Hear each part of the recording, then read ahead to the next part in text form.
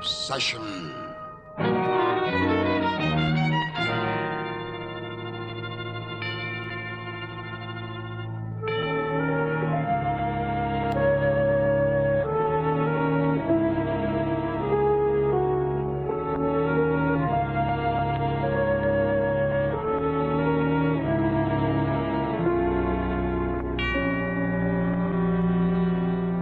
New Orleans. What does it suggest? That is, besides shrimp Creole, Jean Lafitte, and the broad girth of the Mississippi rolling into the sea? There are legends in New Orleans, strange legends, one of which you'll hear in a moment in the story of the Peacock Screen, starring Annabella as Yvette. When you hear it, you'll no doubt search the innermost recesses of your soul for the true meaning of the word obsession.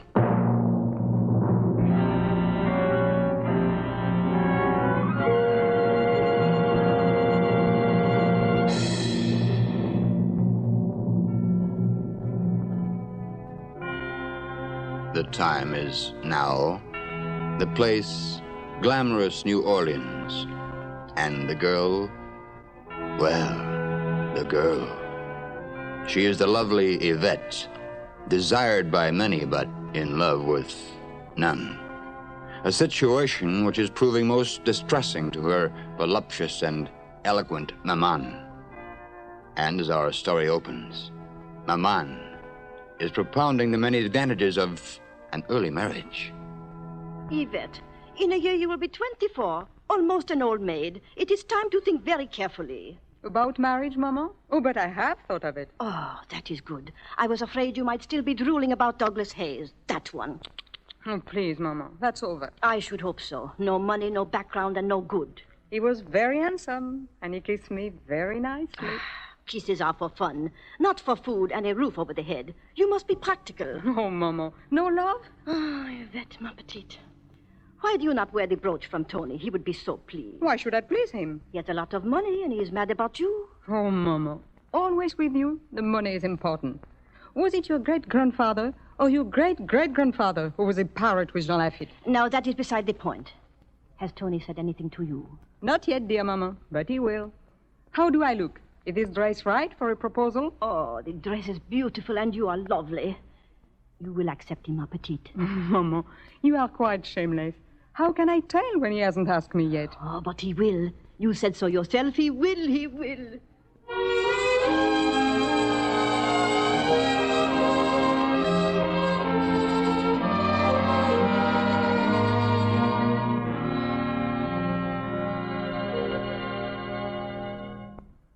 You're so lovely, Yvette. I'm almost afraid to touch you. Why, Tony? Because you look like something that should be put up on a pedestal and worshipped from afar. Nonsense. I'm very human. I don't believe it. You know, I want very much to put my arms around you, but I'm afraid. Afraid? Of what? That you'll vanish into thin air and it won't be true after all. Why don't you try it? Yvette. Darling, Yvette, you've got to marry me. Just because I kissed you? Because I love you and you love me, and you couldn't have kissed me the way you did just now if you didn't love me. Will you marry me, darling? Of course, Tony. I think it would be very nice.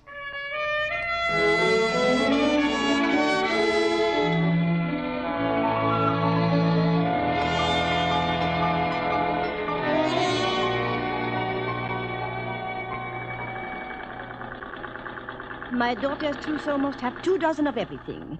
I was married when I was 15, Celeste, and on my petticoats even there was real lace. But, Madame, since you were 15, there is a new time. No petticoats. And so, where can one sew the lace on nothing? Use your imagination, Celeste. For the bride, nothing is more important than lace. Love is more important, Madame. Oh, love, love. It is all I hear. Sew some lace on love, then. How does it look? Don't be a fool, Celeste. You are too old for nonsense. Hello, Mama. Oh, Yvette, you are so late. No consideration. I'm sorry, Mama. I went to see Mickey Mouse, and he's so cute. You should see it. You see, Celeste. She is seeing Mickey Mouse, and I am thinking about the veil of my grand-mère. Now, will you have it draped back? or falling before the face? Any way you like, Maman. I do not care. You do not care.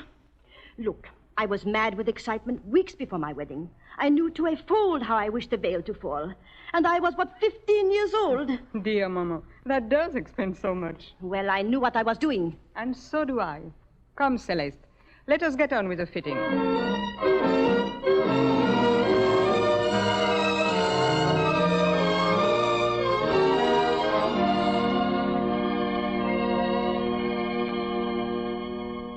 Yvette, forgive me for dropping in on you, darling, but I want you to meet an old friend.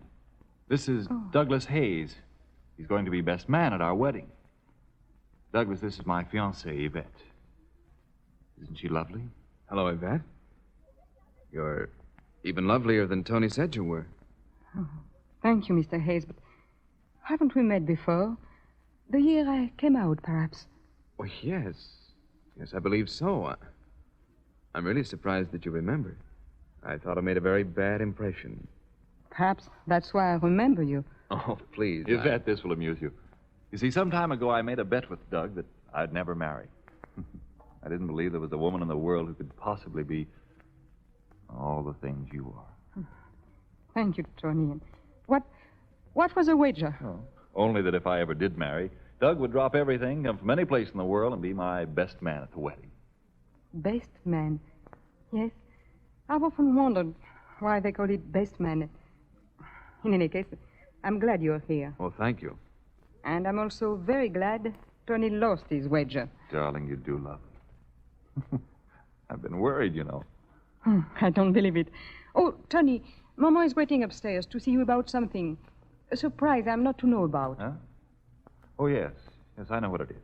Excuse me, will you? Oh, entertain Doug for a minute, darling. I'll be right back.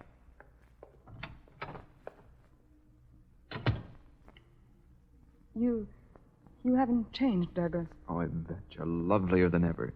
Did you expect me to waste away because you left without saying goodbye? I couldn't explain then, darling, but I can tell you now. It isn't really necessary. Let us say it was just a pleasant memory and leave it that way, shall we?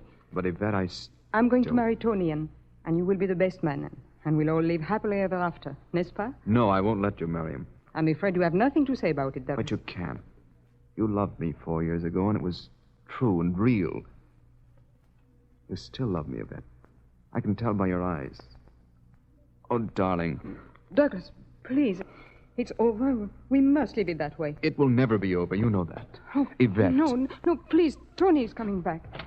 Well, darling, it's all fixed. Mama agrees with me entirely. Now, was I away long enough for you two to catch up with all anxiety? I think we got as far as the Mardi Gras 4 years ago, and perhaps on another occasion we may finish the season. That's great. As a matter of fact, you can probably wind up the whole thing tonight. Your mother has asked us for dinner.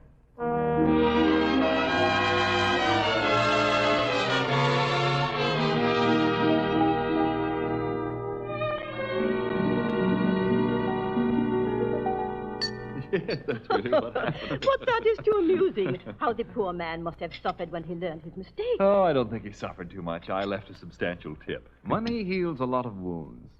The ancients, too, believed in the healing properties of gold. It's interesting how that, along with other beliefs, has survived to the present day.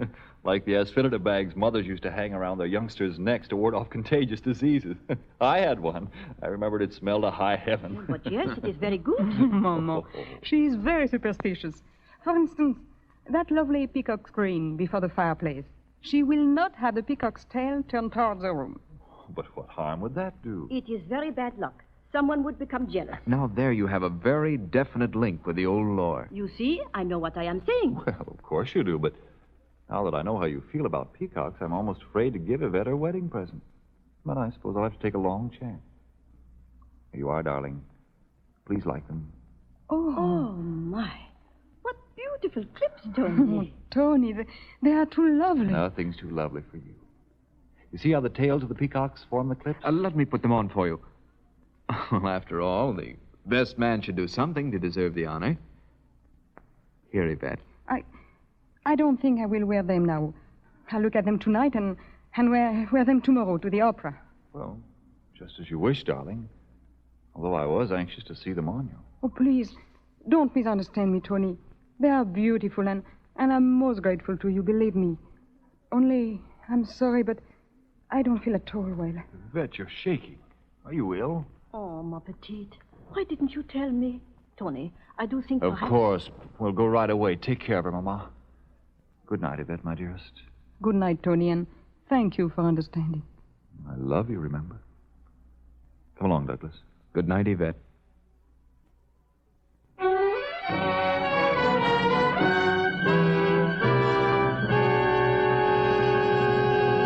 What was it he said?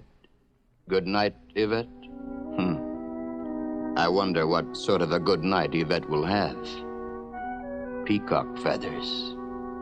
Well, have you ever heard the cry of a peacock? It's rather horrible. His beauty turned his face to the wall in the presence of a raucous and unearthly scream. And there are many to whom the peacock cry awakens the furtive, creeping robbers and becomes insanity. The charter members of that black guild known as obsession.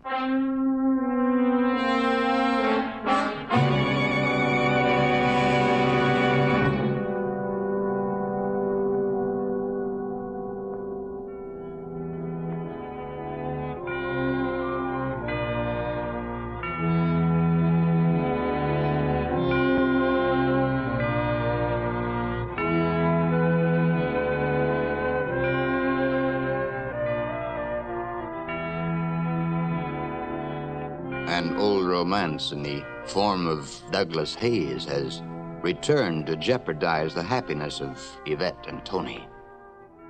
It is now the following evening, and Yvette has recovered sufficiently from her illness to attend the opera. As our second act opens, they have returned home, and Tony, at a loss to understand Yvette's strange behavior, is saying, Is there anything wrong, Yvette? Have I done or said something that displeased you? No, Tony. You have been most kind, as always. Yes, but something is different. Well, I know Manon is your favorite opera, but I've never before seen you so overcome by it. I'm tired, I suppose. So many parties, so many people. Like Manon, my life has been a little too gay lately. Poor Manon. I always weep when she dies. You're an adorable little girl.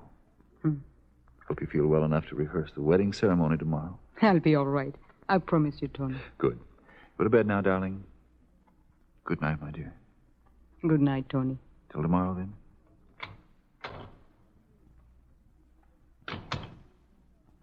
Yvette. Oh, Douglas.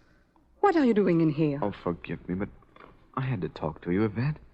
We haven't had a minute alone since Tony interrupted our conversation yesterday. There is nothing to talk about. There's everything to talk about. No, Douglas.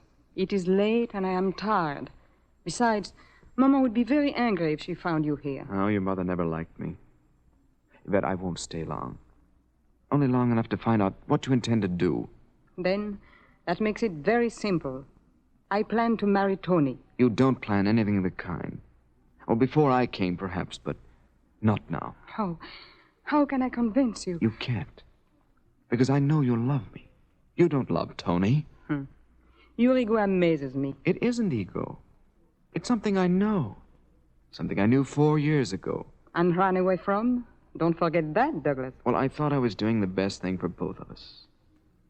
Oh, dearest, if you're the same Yvette who loved me 4 years ago, you couldn't love Tony. And why not? Tony's fine and thoughtful and... Can he kiss you like this? Oh, no. Oh. Your lips are just as warm as I remembered them. Please, let me go. Do you think I'd let him have you? You loved me once. I'll teach you to love me again. I can't. Oh, I mustn't. Please, Douglas, if you love me, let me go. Yvette, what is the meaning of this? Well, we were just saying good night. Just good night, with Yvette in your arms. Mama, And you, Yvette, if you have no consideration for me, at least you should consider your promise to Tony. And if you, madame, had any consideration for Yvette's feelings and her happiness, you'd release her from this ridiculous promise and let her come to me. Yvette's happiness is my happiness. Do you think I want to see it destroyed by you? Maman. Yvette, are you still in love with this man? Maman, please. I don't know. Yvette, darling. If you are foolish enough to fall in love with him again, you will be sorry the rest of your life. And if I do not, I may regret that the rest of my life. Yvette, dearest. I saved you once from this man, Yvette. This time, Maman, you can do nothing. I must find out for myself whether it is Tony or Douglas that I truly love. I'm sorry, Maman. But if you try to interfere, I will go away from Douglas. Tonight. Yvette, darling. Come with me now. No, Douglas. I must have time to think. There must be no mistake. It is too important. I will see Tony tonight at the rehearsal. And then, tomorrow I will tell you, one way or the other. All right, darling. Till tomorrow, then. I love you, Yvette. Always remember that.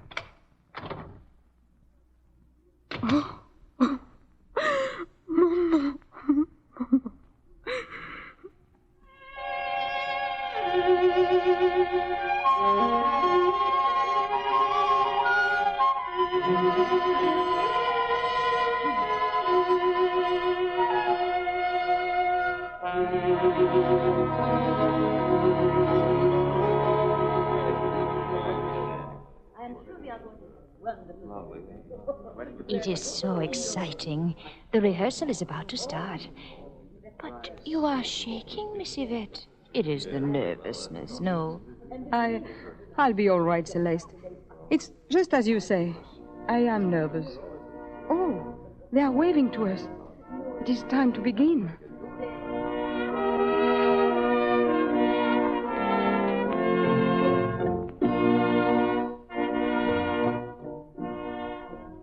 Douglas, what are you doing here? Where is Tony? Well, he couldn't come. Do you mind, Yvette? Certainly I mind. What are you doing in his place? Tony asked me to stand in for him. I don't believe you. All right. Shall we stop the rehearsal? Oh, no. No. Oh, I don't know what to do. Are you still going through with this tomorrow? After kneeling here beside me, where you really belong? Please, Douglas. You can still escape, darling. Stop it, Douglas. You can't stop your heart. You know you love me. Oh, I can't stand it. Oh, what is it, please? Oh, mon petite. I can't stand it anymore. Let me go. Let me go. Where's she going?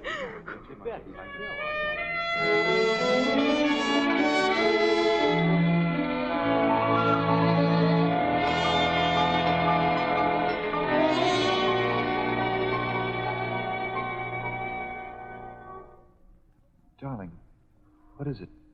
You're so pale. You better rest a little. No, I'll be all right. You mustn't worry, Tony. But I am worried, dearest. Oh, you aren't upset because I couldn't come to the rehearsal. Is that it, Yvette? Oh, no.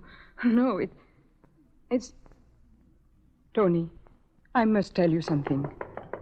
Oh. I'll get it. You stay there by the fire. Oh. Hello, Doug. Hello, Tony. Yvette, how are you feeling? Better, thank you. I was rather expecting you, Douglas. You were? Yes. To come straight to the point, does either of you wish me to release Yvette from her promise to marry me? Well, you're pretty frank, aren't you? It's necessary for me to be frank. Yvette, my dear, when you said you'd marry me, I was the happiest man in the world. I'd loved you for a very long time, you know. But, Tony... Now, wait, dear. You see, in embarking upon any association, business or otherwise, I take stock of the situation. Here was I, 10 years older than you, Yvette, and inclined to be practical rather than emotional. You see, I would have been very foolish not to recognize the potential danger of my position. What if, after we were married, some younger man should come into our lives and take you away from me? Wouldn't blame him, and I certainly couldn't blame you. Tony... You see, darling, I knew about your romance with Doug. And I also had known Doug in the East rather well. Well, Tony? Don't be impatient. I had to know if Yvette's infatuation for you was definitely over. That's why I asked you to come out to the wedding as my best man. I wanted you two to see each other again and decide for yourselves so there could be no unhappiness for any of us later on. Didn't you take a great deal for granted, Tony? So you tricked us, did you? You knew about Yvette and me all the time and didn't say a word. You went behind our backs and made fools of both of us. You're making rather a fool of yourself right now. Why, you... Oh, no.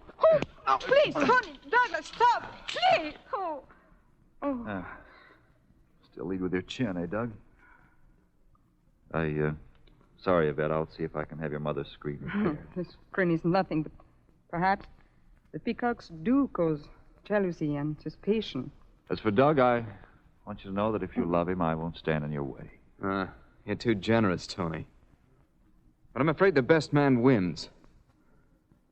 Yvette, darling, there's nothing standing in our way now. Nothing, Douglas. Nothing but the decision I promised to give you tonight. But, Yvette...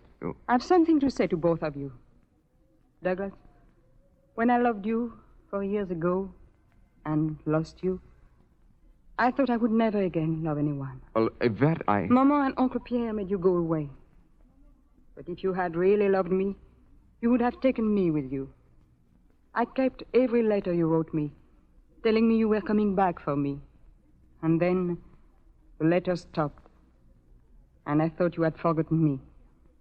Until the other day, when you stepped into this room. I thought my love for you was dead. But seeing you again brought everything back, and I was afraid. I thought I loved Tony, but I had to be sure. So, after the rehearsal, I came home and took out your old letters. I put them in a box of Mama's for safekeeping. And they were all things of hers in the same box. There were several canceled checks in that box. Checks that had been made out to you, Douglas, because you took money from Maman and Uncle Pierre to stay away from me. Yvette, you don't understand. It doesn't matter. I'm sorry, Yvette. In that case, I think I'd better go. Oh, Yvette, my dearest. Tony. I was so terribly afraid. Afraid? You need never be again.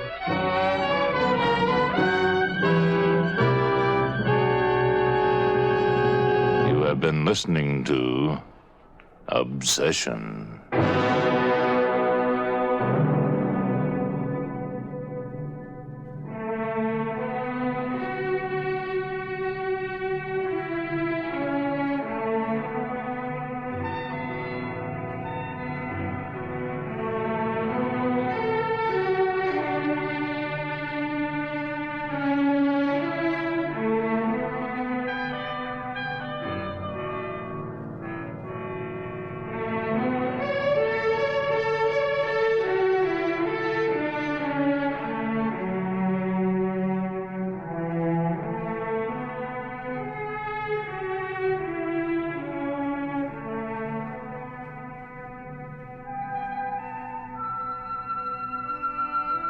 Obsession has come to you through the worldwide facilities of the United States Armed Forces Radio and Television Service.